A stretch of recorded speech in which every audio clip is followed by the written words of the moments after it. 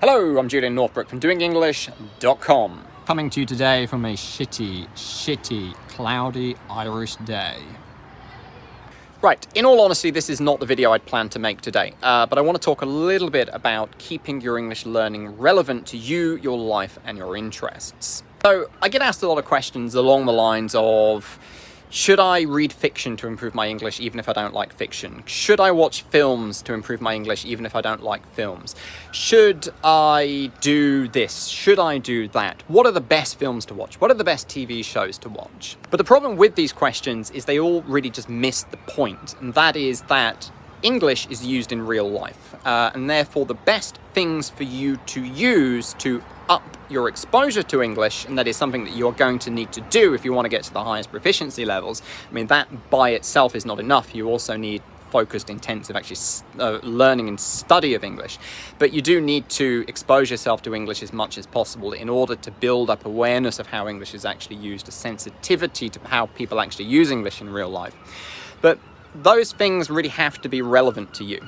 If you don't enjoy watching films, then regardless of how, objectively speaking, useful watching films is for improving your comprehension and all of that good stuff of listening to English and, using English, they really aren't going to be that useful for you. And it's going to be tedious and it's going to be boring and you're going to dislike it. The example that came up in today's call really was that, the person doesn't like to watch films, doesn't really enjoy that sort of thing, but what he is really interested in is computer science, or, you can, whatever it is that you're interested in. If you're really interested in cooking, for example,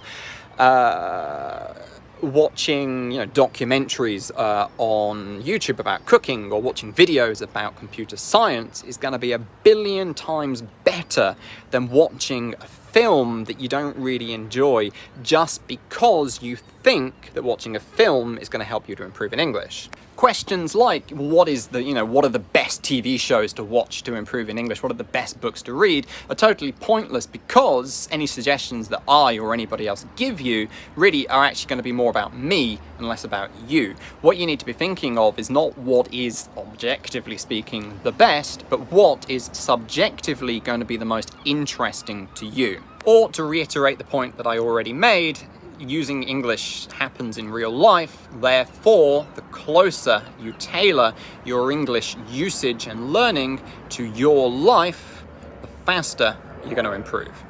And this is why in the way that I coach and in the system that I teach in my Mastering English Fast Accelerator course, although about 80% of what everybody does is going to be the same, what actually really makes the biggest difference, the biggest breakthroughs in confidence using the language and in proficiency with the language, is going to be the 20% that is tailored to each and every person, which in the course I do via the feedback that I give people for the homework they submit and through the group coaching calls. Now, if this is a way of thinking about learning and improving English that appeals to you, that resonates with you, you might want to check out the information page for the Master English Fast Accelerator course, which you can do by going to doingenglish.com/MEFA.